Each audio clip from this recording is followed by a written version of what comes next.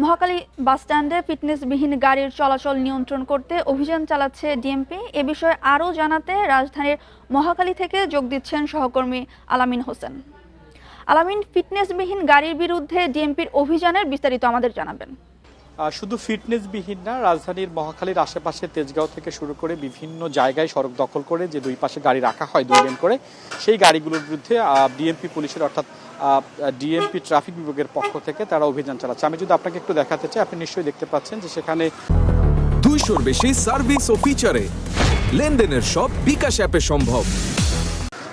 রাস্তার দুই পাশ সড়ক দখল করে যারা রিক্সা রেখেছেন, ভ্যান রেখেছেন, বড় বাস রেখেছেন এবং অফিসগুলোর সামনে থেকে যারা গাড়ি রেখেছেন, বিভিন্ন শোরুমের সামনে যে গাড়ি রেখেছেন তাদেরকেও নির্দেশনা দেওয়া হয়েছে এবং অন্তত এখন থেকে 20 থেকে 25টি যে যানবাহনের বিরুদ্ধে তারা ব্যবস্থা নেওয়া হয়েছে এবং যেই শোরুমগুলো রয়েছে তেজগাঁ শিল্পাঞ্চল এলাকায় সেইখানে আমরা একটু কথা বলতে চাই। আমরা একটু কথা বলতে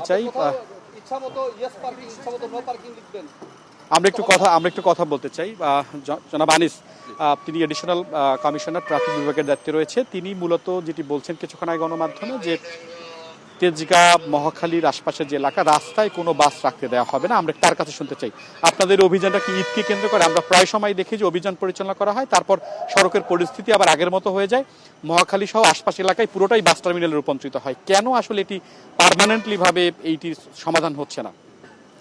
এটা কেন স্থায়ীভাবে সমাধান হয় না, এই উত্তরটা আমার মনে হয় সবার জানা আছে।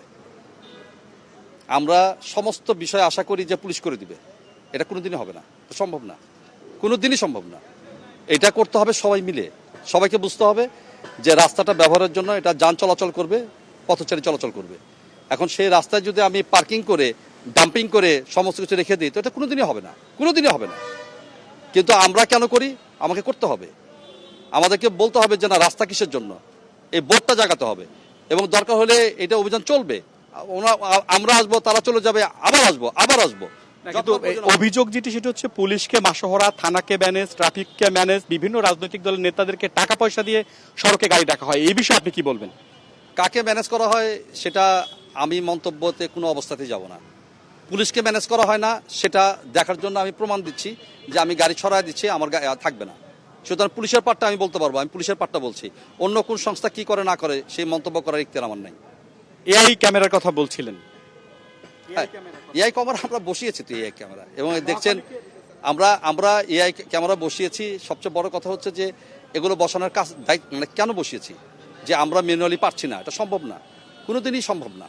তো এই জন্য আমরা এখন প্রযুক্তিতে যাচ্ছি, আস্তে আস্তে আমরা মহাখালী বাস টার্মিনাল যেটা করব, এই পুরো চারদিকে আমরা এআই ক্যামেরা বসাবো। আপনি গাড়ি রাখছেন, কোনো সমস্যা নেই, ঠিক আপনার কাছে মামলা চলে যাবে। আমি দেখি যে আপনি কত জরিমানা দিতে পারেন। তবে আবারও বলি, এই মামলা করা, হামলা দেওয়া, জরিমানা করা, এটা কোনোটাই কিন্তু আমাদের উদ্দেশ্য না এবং এটা ঠিক না। আমরা সব সময় পাবলিক অ্যাওয়ারনেসে বিশ্বাস করি। আমরা মনে করি যে প্রত্যেকের কাজটা ঠিক করে করবে। এখানে দেখেন, এই যে একটা সংস্থা এখানে কোন দিয়ে লাগিয়ে দিয়েছে নো পার্কিং, এটা সে পারে না।